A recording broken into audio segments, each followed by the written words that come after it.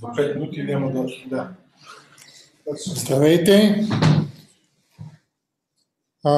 Казвам се Евгений Атанасов, член съм на управителния съвет на Сдружението за лечение на COVID-19 с реконвалесцентна плазма. Предлагам да изчакаме още 4-5 минутки, защото се включват в момента доста хора. Здравейте! И да можем да... Казвам се Евгений Атанасов, член съм на управителния съвет на Сдружението за лечение на COVID-19 с реконвалесцентна плазма. Предлагам да изчакаме още 4-5 минутки.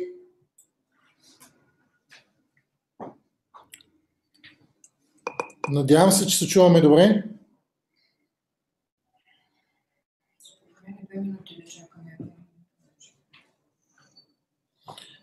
И доктор Ботев ще се включи вече с...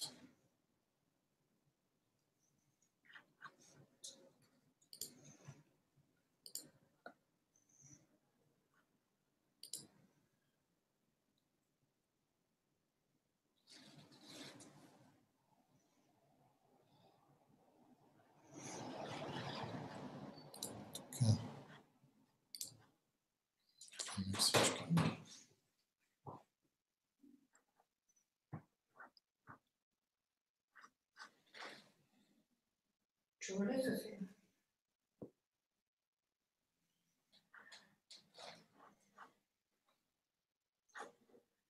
Кажи, че продължаваме серията и планираме нови.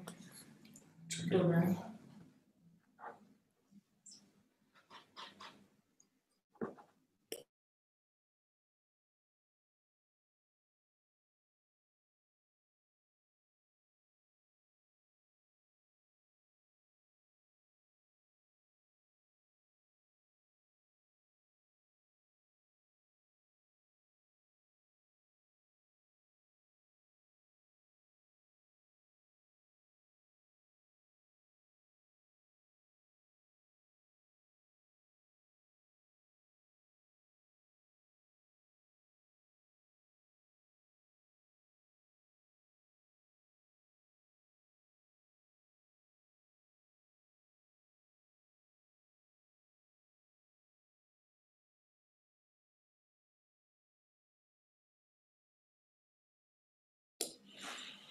Добре, започваме презентацията.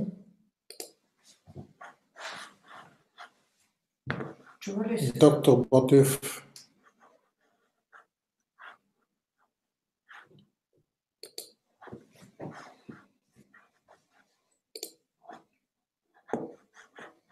Така, момент.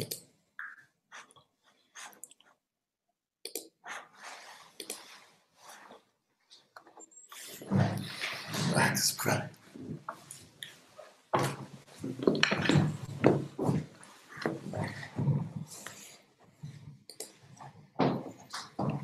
Говорим дали се чуваме.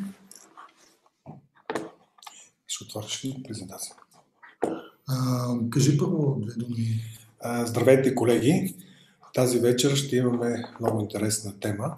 Всъщност ще се борим с основната смъртност при това заболяване. Има решение и те са достъпни.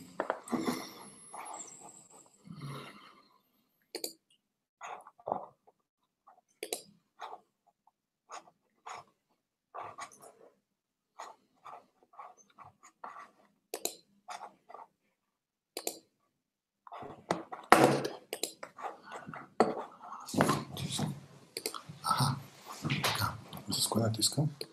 Ето с това. Да. Колеги, основната смъртност при COVID-19 в ранните етапи се дължи на виремия и ние говорихме, че тук се използват лекарства, които са противовирусни и в по-късния период, на практика след 9-тия ден, когато се появят антителата, които са вирус неутрализиращи и се свържат с вируса, който се намира или в ендотелни клетки, или в клетки от белия дроб, се получава една реакция, която води началото на един процес, който по същество е автоимунен и заболяването, което предизвиква основно смъртност, се нарича тромботична микроангиопатия. За да се разбере това заболяване, ние трябва да разгледаме тази тромботична микроангиопатия, която ние познаваме и е най-близка до тази на COVID. А именно това е хемолитико-уремичния синдром. Всъщност тромботичните микроангиопатии включват катастрофалния антифосфолипиден синдром, хемолитико-уремичния синдром, атипичния хемолитико-уремичен синдром, болест на Вошкович и ДИК. Специално за атипичния ХУС, хемолитико-уремичния синдром и Мошкович образуват една тонична констелация, която се казва в клиниката ТТП-ХУС, и въпреки че в основата на тези заболявания стоят различни патогенетични механизми, клиниката е една и съща и терапията е една и съща и при двете заболявания. Т.е. клиниката е тежко запушване на съдовете, може да бъде с изявена хеморагична диатеза и на практика смъртността при Мошкович е 90%, а при ХУС е 10% от случаите. И това нещо го наблюдаваме. Много от пациентите това заболяване протича доста тежко, но виждате, че някак си успяват да излезат. И ние това, което трябва да знаем, че всъщност при тежките случаи имаме едно съдово увреждане с клиника от белия дроб.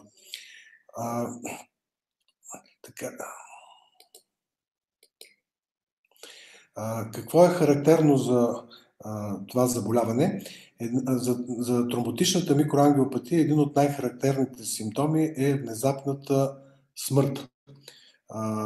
Това се дължи на едно постепенно запушване на съдовете в началото, което по принцип не е по типа на тромбоза. То може да прерасне в по-късен етап на тромбоза и затова се дават хепаринови препарати, но те не са толкова ефективни.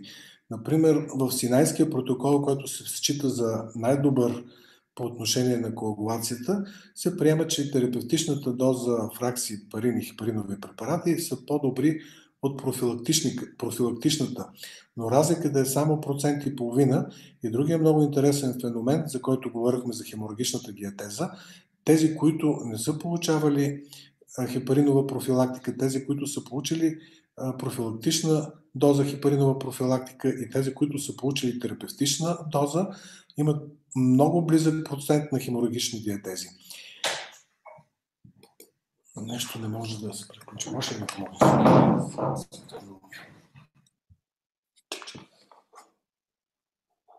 Само секунда, се извиняваме малко.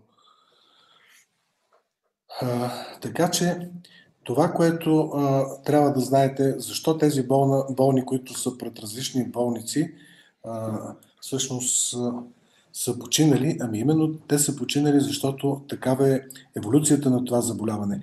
Тоест, вие имате почти незабележима начална симптоматика и след което следва много бързо развитие на тромбоза и внезапна смъртечна смърт. Така че няма смисъл да търсим тук причина за виновност на колеги, за организация и така нататък. Това заболяване винаги ще има този симптом – внезапна смърт, която се дължи на запушване именно на тези малки кръвоносни съдове. Интересното е, че запушването става по няколко механизма. В черния дроб се произвеждат различни фактори на съсирването, които са с голяма дължина и на практика в човешкото тяло съществуват ензими, които ги нарязват на по-малки парчета и те циркулират в кръвообращението. При този тип заболявания се образуват тези дълги вериги от коагулацията и след което се запушват малките съдове, но основното като механизъм е нарушено и изкривена коагулация по типа на комплемента и затова заместването с прясно замразена плазма при този тип заболявания дава изключително добър резултат. Когато говорим за обикновения ХУС, в някои случаи наливането дори на 1-2 сака прясно замразена плазма води до рязко подобрение състоянието на пациентите. При COVID специално аз съм наблюдавал значителна група болни, които, примерно, в късните етапи имат едно главоболие. Това главоболие не преминава от морфини, не преминава от съдоразширяващи, но вие ако дадете прясно замразена плазма, то преминава. Също така много пациенти имат едни болки в мускулите, които по същия начин можете да овладеете, като прелеете 1-2 сака прясно замразена плазма. Тоест, в по-късните етапи, преливайки по 1 сак на ден или през ден, вие може да овладеете симптоми, които да доведат последствие до много сериозни увреждания. И нещо, което препоръчвам на всички колеги, е да знаете, че винаги трябва да се изследва и урина, защото се наблюдава една протеинурия и когато имаме една протеинурия, едно ниско относително тегло на урината и понякога дискретни покачвания на креатинина, това говори за увреждане на съдовете в бъбреците, което аз лично наблюдавам много често при COVID, но като че някакси така остава незабелязано при повечето хора, а при невзимане мерки това състояние може да доведе до хронична бъбречна недостатъчност и съответно до диализа.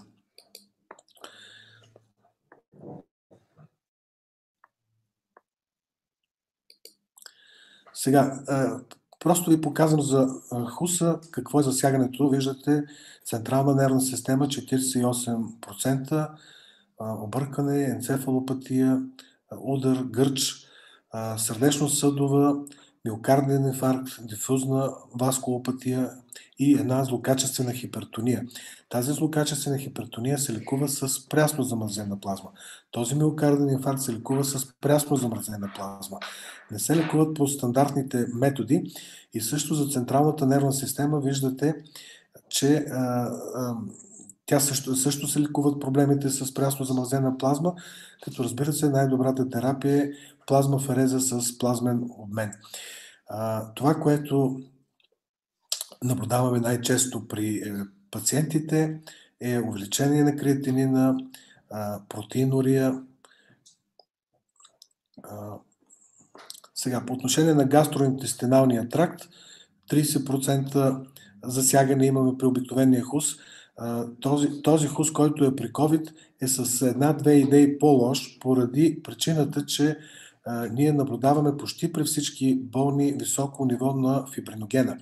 Тоест, този фибриноген допълнително усложнява и прави по-лесна тромбозата, така че това заболяване, COVID, тромботичната микроангиопатия, по клиника патологоанатомична си е ХУС, като механизъм е също подобно на ХУС, т.е. това е нарушение на комплемента, но протича по-тежко поради наличието на високи стойности на фибриноген, които променят вискозитета на кръвта и лично мое предположение е, че по-тежко протичане при мъжете се дължи на по-високия хематокрит. Този феномен за използване на хематокрита и течливостта на кръвта се използва за лечение и на други състояния, например при маклова дегенерация. Има технология, където вие може да махнете част от еритроцитите, т.е. примерно нещо като кръвопускане от порядъка на 200-300 мл.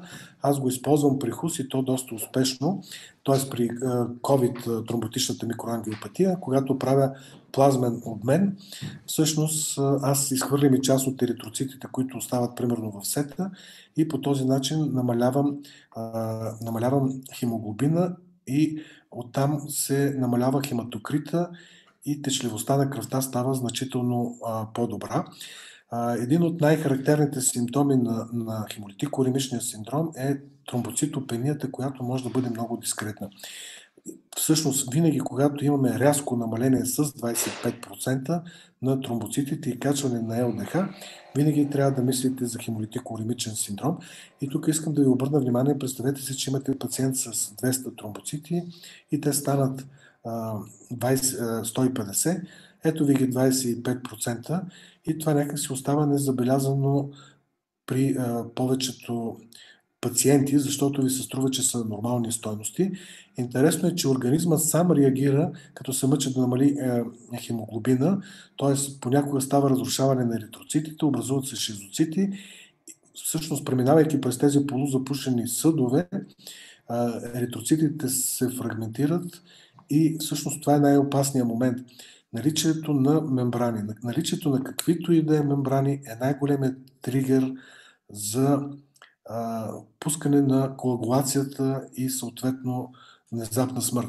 Така че вижте, от една страна организма намалява количеството на хемоглобина и аз, когато съм работил такива пациенти, съм виждал пациенти, които примерно 150 хемоглобин за един ден става 40 и тогава не трябва да се налива много. Тук при тази тромботична микроангиопатия при COVID, аз лично не съм наблюдавал такова нещо, наблюдавам дискретни промени в хемоглобина, също така намаление на тромбоцитите и когато правим правилна терапия, единственият ни признак правилен, това е качване на тромбоцитите, намаляването на ЛДХ.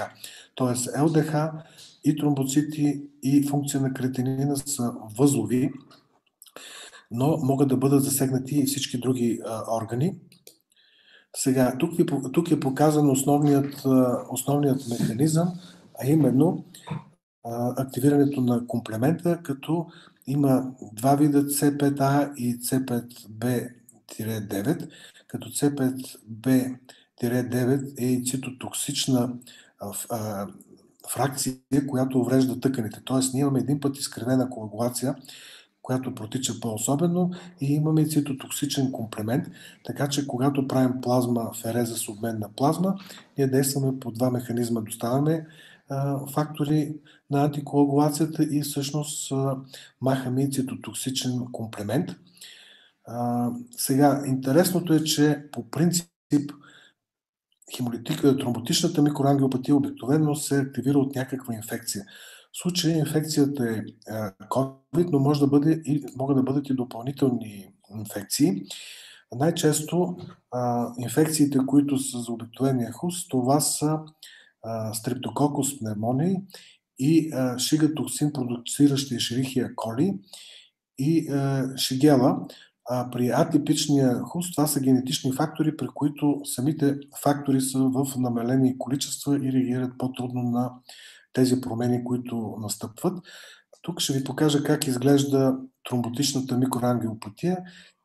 По принцип, виждате, това е особено запушване и патологоанатомите откриха абсолютна идентичност на COVID тромботичната микроангиопатия с тази, която е при хемолитико-уремичния синдром.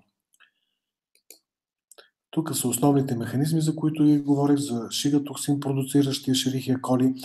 Националният център по хематология има PCR изследване на ФЕЦИС, където може да изследвате 20 бактерии и паразита. Струва 340 лева, който иска да бъде по-дълбоко изследва при наличие на данни за това заболяване, COVID тромботична микроангиопатия, може да се направи изследване и да се потърсят такива бактерии, защото намирането на такава бактерия и отстраняването й водим до много бързо оправяне. Другия вариант, който виждате, това е за тромботичната, за Мошкович, той е в ляво. Там всъщност имаме дефицит на един ензим, т.е. образуват се едни антитела Адамс 13 и един ензим, който има ролята големите молекули на Виле-Бранд, излизайки от черния дроб, запушват съдовете и този ензим трябва да ги нареже на малки фрагменти. И когато по генетична причина или по механизма на автоимунно заболяване това нещо стане голямо, това е може би най-тежкото заболяване от тромботичните микроангиопатии. Това са пациенти, които идват с тромбоцити 0, кръвят от всякъде, хемоглобин 40, ЛДХ-то е в хиляди се измерва, креатинина е също до 1000 достига и на фона на това нещо се прави плазма, фереза с плазмен обмен и успяваме да спасиме своите болни. Тук са дадени това, за което ви казах, в диагностично отношение. Просто наблюдавайте вашите COVID болни и обърнете внимание, ако има рязко спадане на тромбоцитите с 25%, това, за което говорихме, за неврологичните симптоми, объркване, гърчове, инсулт, за бъбречните увреждания, които са повишени стойности на креатинин, като креатинин обикновено един ден се появява след тромбоцитите. Т.е. първо са падането на тромбоцитите, креатинина буквално ден или два последва нещата и другите гастроинтестинални симптоми, които могат да бъдат диария, гадене, повръщане и абдоминална болка. Тук става въпрос за нещо, което може да има отношение. Доста от COVID болните имат увреждане в бъбреците. Казахме, хубаво е да ги търсите и да се мъчите да ги оправите. Значи това, което може да помогне е витамин B12 и фолиева киселина, но най-доброто е, ако дори дискретни промени, ако намерите да прелеете 1-2 сака плазма. Подобен е и HELP синдрома при бременни жени.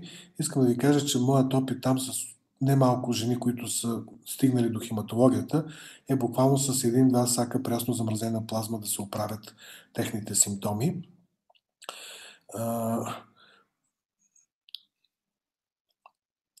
Диализата, от наблюдението, което имам, разбрах, че колегите правят диализа.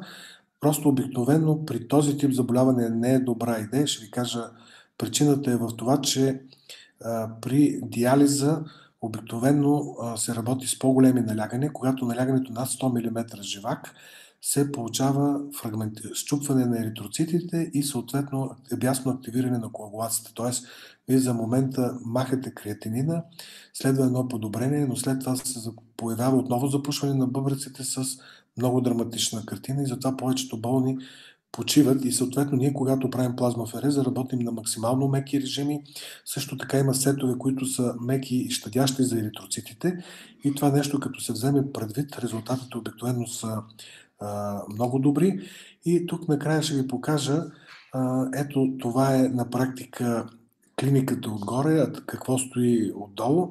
Всъщност това може да бъде мултиорганно засягане с некроза на черва, на инфаркт, на панкреатит, некроз на черен дроб и всъщност по специфичните изследвания за всеки орган вие може да ги откриете, но важното е, че при 90% от починалите има засягане на сърцето, така че ензимите, които са за сърдечна дейност, е хубаво да се търсят целенасочено и да се лекуват. Имам готовност и желание да обуча максимален брой хора, които да правят плазмафереза с плазма и да може да спасявате тези тежко болни. Така че всички, които се желаят, ще видим, може би трябва да организираме един център. Аз в момента обикалям различни болници и лекувам отделни болни. Така че нещата са прости. Много хора владеят тази процедура плазмафереза, направяйки с обмен на плазма, нещата биха били много прости и бихте спасили своите болни. Другата възможност, която имате, е да преливате прясно замразена плазма, но трябва да внимавате, защото все пак вкарвате фактори на съсирването и може да се получат по тая линия тромбози. Ефективността е само 40%, но все пак ще имате нещо, което може да направите на своите болни и даже може да правите по един сак на ден или през ден, именно с тази цел да се преборите с тези симптоми. Сега ще се върнем към първия общото схема за лечение, за да ви кажа някои наблюдения нови, които желаем да направим. Може ли да дадеш първия линк?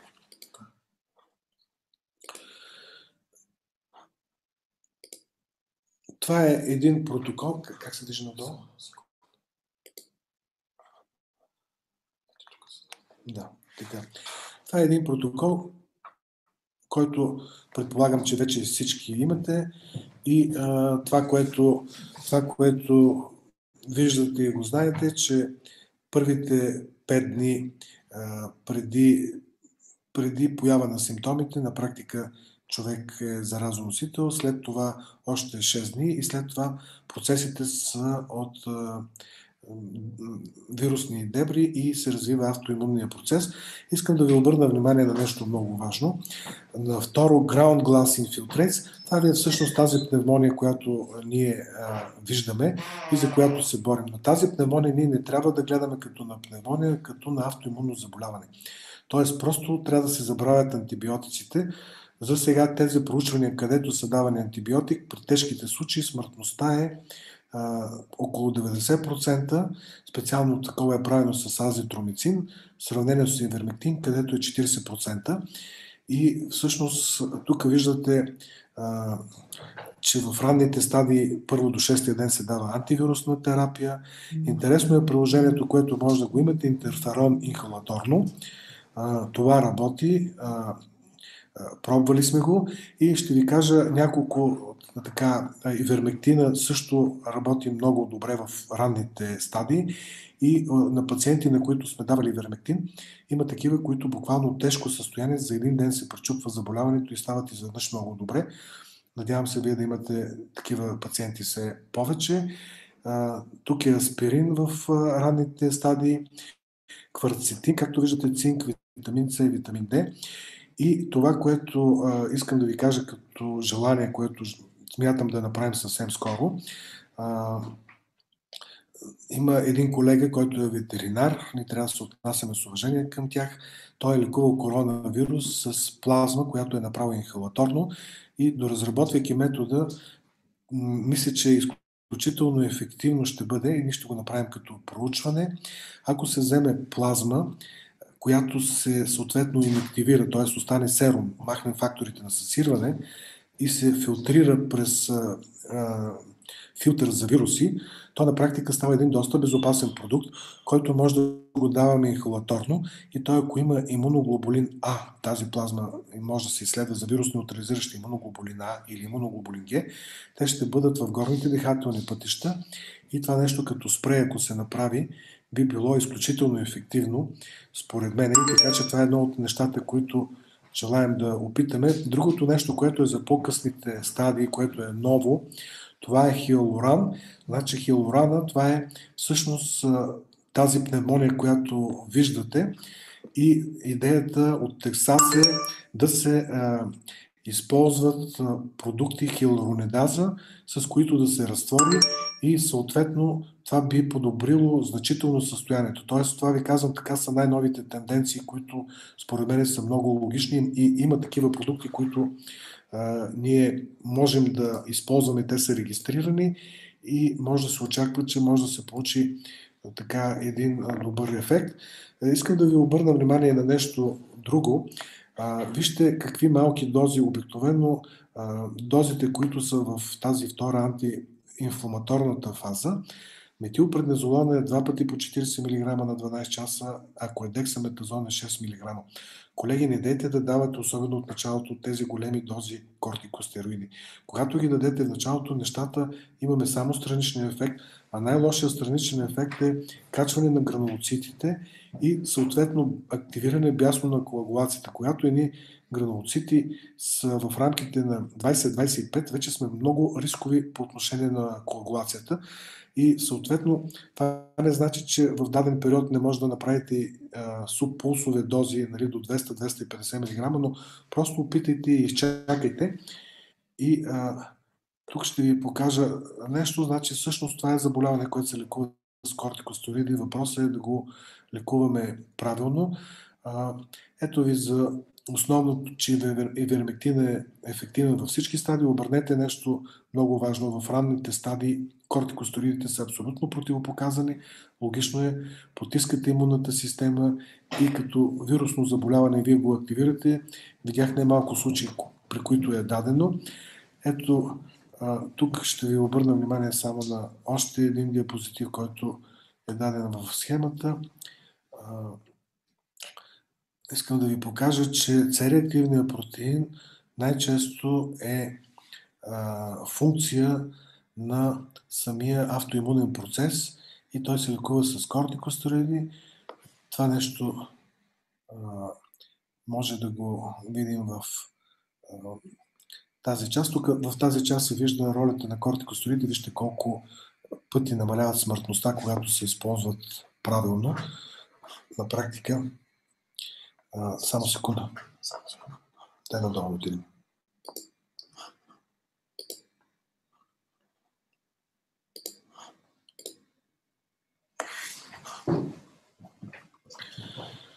Така, само секунда, искам да ви покажа нещо. Вие имате тази схема. Всъщност ето това е най-важното, което просто трябва да знаете. Ето виждате, това е C-реактивният протеин, спряни са кортикостероидите, стига до една минимална стойност, качва се C-реактивният протеин, дават се кортикостероиди, нещата се оправят. Просто много е важно да не даваме антибиотици. Антибиотици се дават при доказване на бактериална инфекция. Така че има начини, които вие може да определите дали има бактериална инфекция. Разбира се, един от начините е гранулоцитите, когато се вдигнат. И ние трябва с това нещо да се съобразяваме. Ето това е основната схема и както виждате плазма ексченж с плазмафереза е като последна бариера. Това е нещо, което правя и което бих желал да така максимално да се въведе. И предишната лекция говорихме, трябва да имаме един показател за дихателна недостатъчност, а това е именно парциалното напрежение на кислорода към кислорода в дихателната смес. И просто този показател, за съжаление, някакси се загубва в инфекциозните отделения. Трябва да се въведе. Трябва да се въведат и някои други неща, които искам да ви кажа лично като мое предложение. Значи в момента PCR тестовете са изключително лоши в България. Битува мнение дори на много големи специалисти, които уважавам, че трябва PCR тестът да е нечувствителен. Това не е вярно. Има една фирма, която се казва Codiagnostic. Тя хваща буквално много малко вирусни копия като количества, има 100% специфичност и 100% чувствителност и на Запад се работи с нея. Аз това, което наблюдавам, нашите болни ходят по 3 пъти, докато получат положителен PCR тест и разнасят инфекцията точно в фазата, когато са заразносители. Ако ние вкараме тази фирма като диагностика, то тогава това нещо ще спре и няма да има тия големи тълпи. А съответно, когато болния излиза от коронавирусната инфекция, там не е значение дали е PCR положителен. Трябва да търсим PCR, който да е максимално нечувствителен, защото ще ви кажа, PCR от тънките черва и от фецеса, който излиза, може да ви е 90 дни положителен. Това какво означава, че 90 дни ще стоите затворени?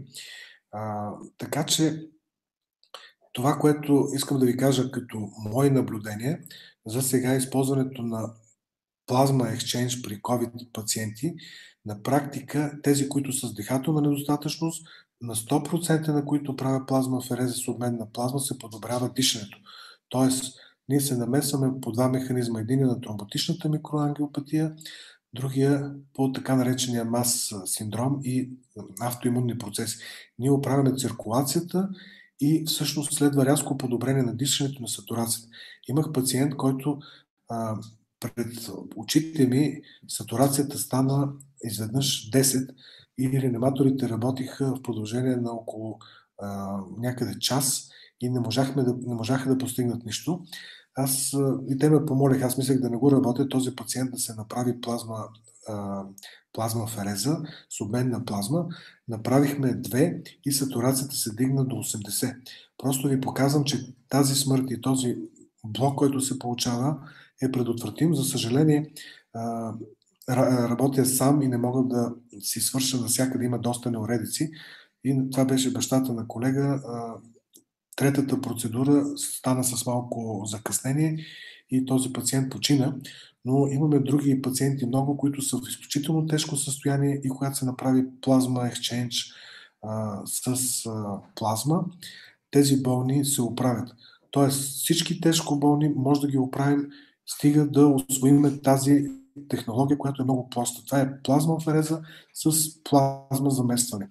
Като в началото се работят малки обеми, може да се извадят 6-700 мл, защото цитрата, който ползваме е токсичен, все пак те са доста тежко състояние, съответно да се налее около литър плазма и колкото става по-добре пациента, толкова по-голям може да бъде, нали вече може да се отиде и до 3 литра и на практика вие може да се спасите болните и сме готови нашето сдружение да окаже на всеки помощ. Търсим съответно и хора, които имат желание да работят това нещо и смятам, че след като е одобрено вече в света, както виждате, това нещо може да дойде и при нас. Значи, мисля това да приключим лекцията. Мислех да ви говоря повече за тромботичната микроангиопатия, но ще ви дам линка, ще си прочетете нещата и съответно мисля, че имате така доза за размисъл. Само съвсем накратко да ви кажа моите протоколи, които така са за хора без възможности. Значи, аз използвам пробиотици, които са от изключително значение. Говорихме, че в Америка има правени експерименти с летални дози грипен вирус и при добра работа на микробиома чревния, леталитета се свежда от 100% до 0. Съответно, пробиотика, който аз използвам е на академик Балтаджива BOB, който е с доказани противовирусни свойства, изследване в Испания. И много интересно, този пробиотик е изолиран от място, където всички са живели по 100 години в това село. Вероятно, дълголетието е свързано с намаляване на вирусния товар. Тоест, ние старейки трупаме един вирусен товар. Така че за пациенти, които са амбулаторно, това, което използваме бронхексин, бронхексина има доказани противовирусни свойства, рецептор, с който се свързва с вируса, отделно увеличава сърфактанта. Този пробиотик, за който ви казах, е витамин D. Това е най-ефтиното нещо и аспирин протект. Съответно, това са за така обикновено с това нещо и пронинг позата, която е от възлово значение. В последно време използвам доста широко и ивермектин с много добри резултати и мисля, че това, което ви казах като нови тенденции, които искаме да направим с плазма за лечение на като инхалаторни, която не е плазма, а серум, който е вирусно инактивиран, е една така интересна възможност. Интерферона е нещо, което също работи инхалаторно или пък приложен подкожно. Така че има тенденции, които се надявам да опитате и да видите, че нещата ще се случат. И на последно място само искам да ви кажа, в цялостната ми терапия възлово е определение на вирусно неутрализиращите антитела.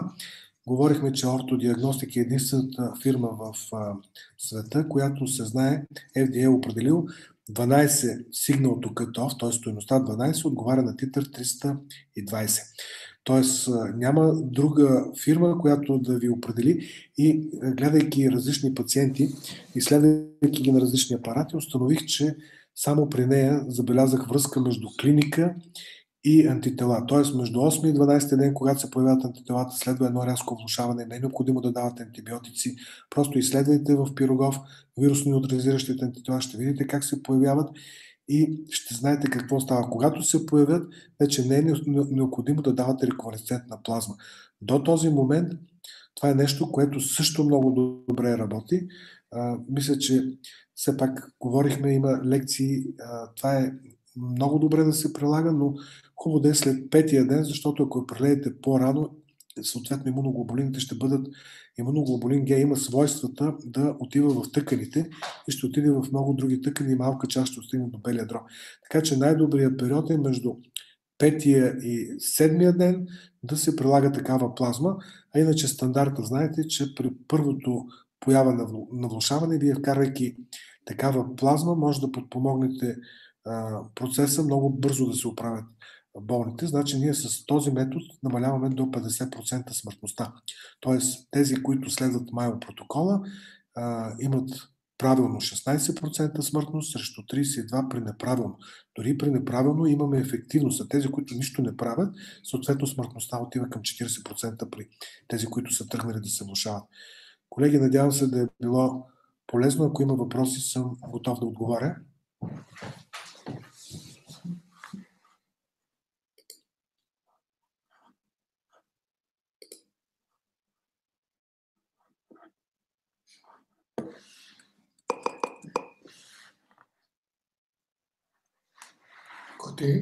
Който има въпроси, може да си пусне микрофона и да зададе въпрос. Четеш ли го на чата? Там написано.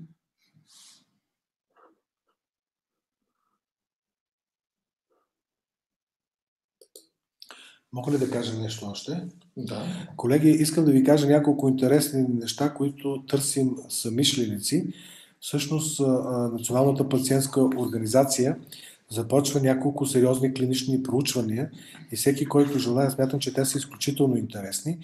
Едното е за този пробиотик, който ви казахме, съчетан с един много интересен биологичен продукт, лупеол, който има уникални противовирусни свойства. Това се работи в целия свят. Тоест, ние ще имаме една група с пробиотик, една с лупеол и една с лупеол и пробиотик. Отделно в Америка един колега, т.е. един българин работи с един от най-мощните компютри в света. Този компютър е работил дълго време и предлага комбинация, което е интересно също да се опита, защото това са също билкови продукти. И имаме желание с ремдезивир да направим проучване с реконвалесцентна плазма и ремдезивир, защото нашите наблюдения са за много добри резултати. Също с сърфактант. Забравих да го кажем, този сърфактант, който е всъщност основата в ранните стадии, го използваме при наши пациенти много добре. Единственият проблем е цената. И всъщност има и друго клинично проучване, което ще бъде наблюдаване на късните автоимунни реакции с професор Алтънкова.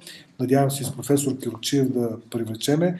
Това е най-интересната тема. Всъщност след COVID следва бум от автоимунни заболявания и ние сме подготвили протокола, който е много интересен. Изследваме 30 вида антитела.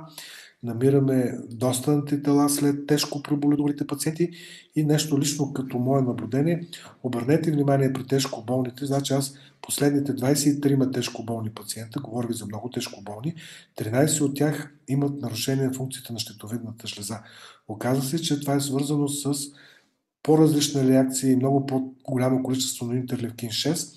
Публикувани са нещата, но аз лично за България съм очуден, че при тежко болните има такъв висок процент от този проблем. Има 3 въпроса. Къде са въпросите? Ето ги въпросите тук.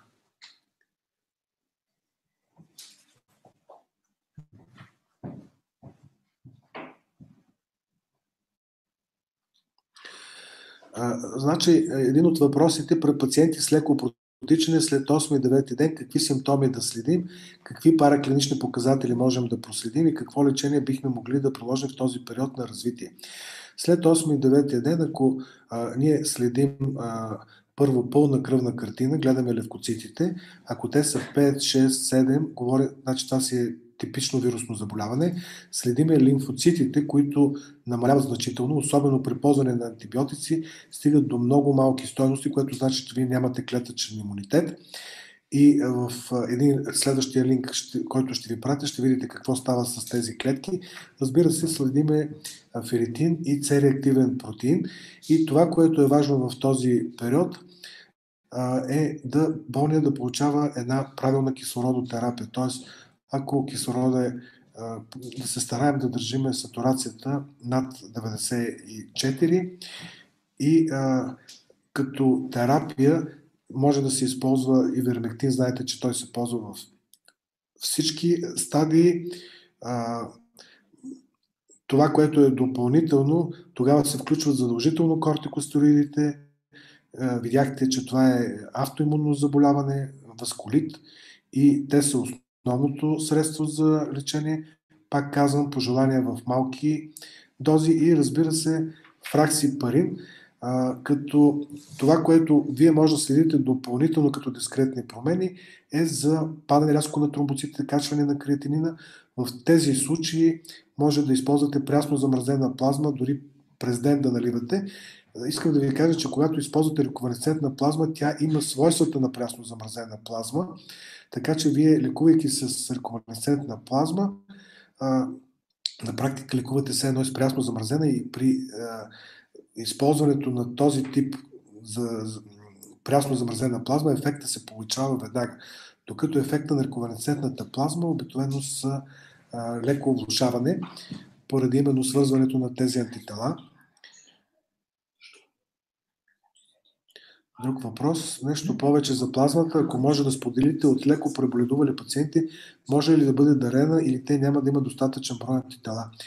За съжаление, по принцип, вижте, всички, които са преболедували в рамките на 1-2 месеца, могат да дарят дори и нисък титър 1 или 2. Значи, по протокола, титъра на плазмата е до 4 е нискотитърна, от 4 до 18 е среднотитърна и над 18 е високотитърна.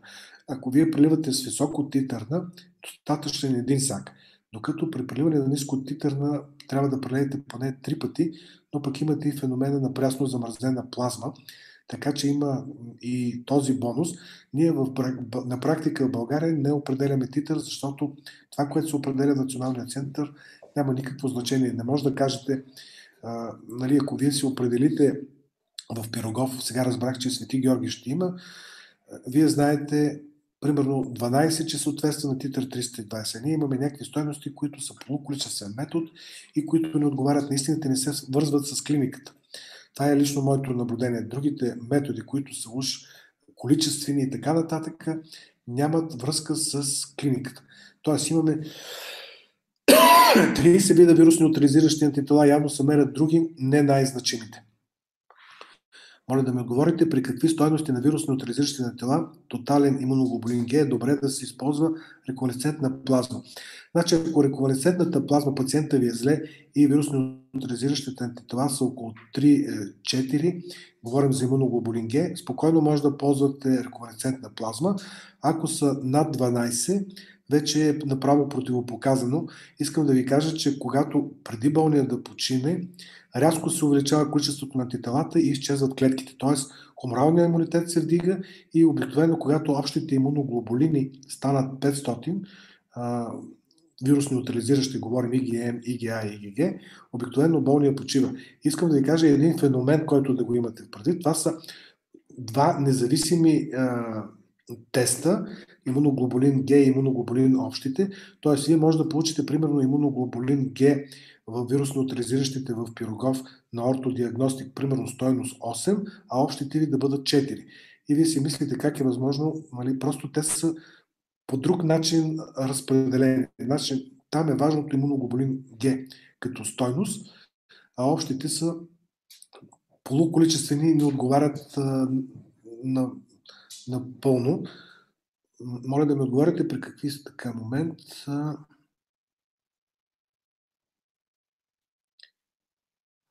Така, при известния тенор Камен Чанев тотала е 213, от тях ИГГ са едва 23. Колеги, едва 23, това е свръхстойност. 23 означава, аз ви обясних, че над 18 са много високи стойности. Този човек, имунитета му е страшно напрегнат. Това, което става в момента най-вероятно, е, че клетките, общите лимфоцити са малко и другото, което протичат тези механизми на васкулит, които се лекуват с плазмафереза. Значи, ако на този известен тенор му направим плазмафереза с заместване на плазма, просто тази дихателна недостатъчност, която има,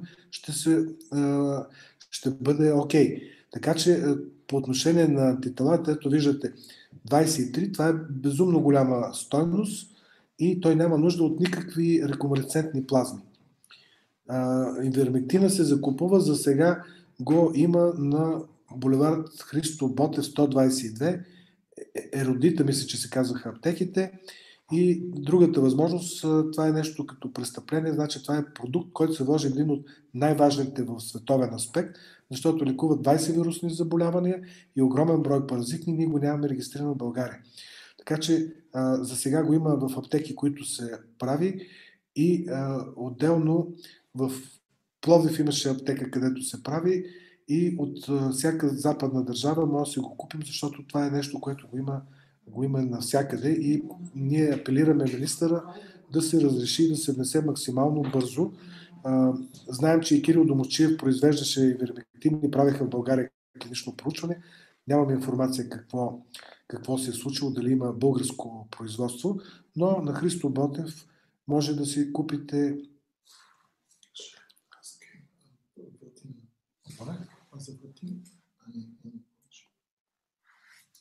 Има въпрос как се прилага ивермектина. Значи, ето ще ви кажа, може да го прилагате с профилактична цел. Изпивате една таблетка от 12 мг или там, ако са от 3 или 4 мг, съответната бройка да се стигне до 12 мг и след 48 часа може да изпиете още една, а при тежките случаи се прилага един път седмично. Този протокол на ЕВМС е много точно описано как се прилага за всяко едно състояние ивермектина, така че има различни протоколи. Моят принцип е, че когато пациентът е по-тежък, трябва да се внимава с по-малки дози, да се работи на по-големи интервали. Основното, което се гледа, са чернодробните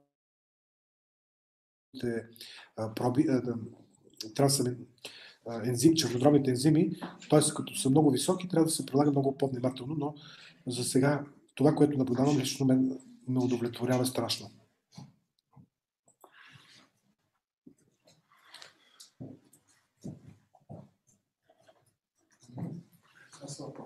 Това са въпросите. Благодаря ви. Има интересни неща, които се надявам да покажем скоро и се надявам, ако може да участвате и вие в нашите проекти, сте добре дошли, хора, които искат да се занимават с наука. Има невероятно поле, каквото едва ли друг път ще имате възможност да... Екипите са ни много силни. Това са колеги, с които съм работил над 30 години и просто гарантирам за всеки един от тях. Другото, което очакваме, един много важен вебинар, където водещ реаниматор да обясни как трябва да се подава кислород при това заболяване, за да бъде максимално ефективно. Става въпрос да има 7 нива на подаване, които ако се спазват, в добрите клиники оцеляват почти 100% болните, които са интубирани. В България смъртността е 95%, ние сме на първо място по смъртност. Нещо повече или да изчакам още някакви въпроси? Това е. Лека вечер желая на всички.